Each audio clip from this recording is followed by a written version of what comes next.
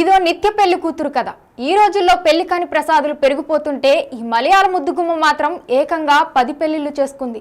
30 ఏళ్లకే 10 పెళ్లిళ్లు చేసుకుని నిత్య పెళ్లిళ్లలో కొత్త రికార్డ్ క్రియేట్ చేసింది. 10 ఏళ్ల నుంచి వరుస పెళ్లిళ్ల బిజినెస్ నడుపుతూ టర్నోవర్ పెంచుకుంటుంది. 3 నెలల కాపురం ఏడాదికి ఒకరు అంటూ బట్టలు మార్చినంత సులువుగా భర్తలను మార్చేస్తుంది. ఈమెది కేరళ, ఉండేది ఎర్నకులం పెరూరు. పేరు రేష్మ. 10 ఏళ్లలో 10 పెళ్లిళ్లు చేసుకుంది. ఒకరికి తెలియకుండా ఒకరిని మాయమాటలతో బోల్తా కొట్టించింది. 2014లో మొదటి వివాహం చేసుకున్నట్లు తెలుస్తుంది. ఆ తరువాత 2022లో సోషల్ మీడియాలో పరిచయమైన వైకోం వాసిని పెళ్లి చేసుకుంది.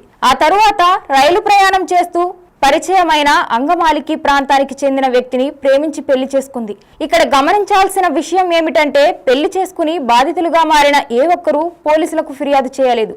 రేష్మ టీచర్ అని చెప్పి చాలా మందిని నమ్మించగలిగింది. బీహార్లోని ఒక స్కూల్లో పనిచేస్తున్నట్లు చెప్పింది. అక్కడ కొన్ని రోజులుగా ఉండాల్సి వస్తుందని, ఆ తర్వాత తిరిగి వచ్చేస్తానని నమ్మబలికింది.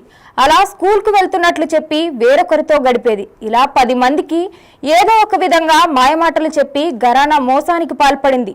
రవి అస్తమించని బ్రిటిష్ సామ్రాజ్యం అన్నట్లుగా ఈమె పెళ్లి చేసుకొని ఊరంటూ లేదు.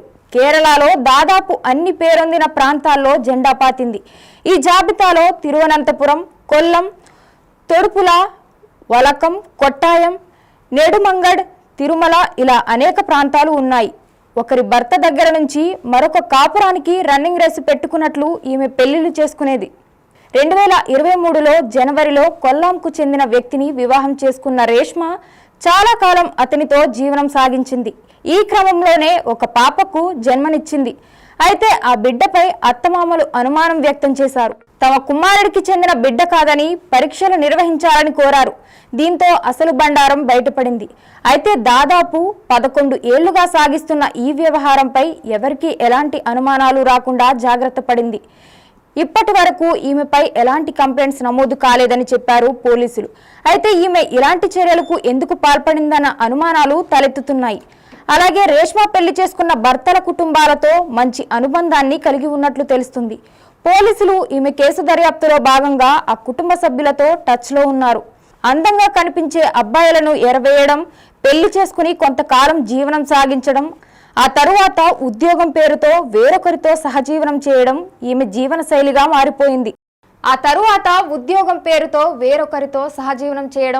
జీవన శైలిగా మారిపోయింది.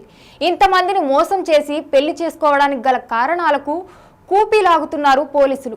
ఈ నేపథ్యంలోనే అట్టక్కులంగర జైలులో ఉన్న రేష్మను విచారించేందుకు సిద్ధమయ్యారు. ఈ ఘటనపై విచారణ జరిపేందుకు రేష్మను కస్టడీకి ఇవ్వాలని నేడు కోర్టులో పోలీసులు పిటిషన్ దాఖలు చేయనున్నారు.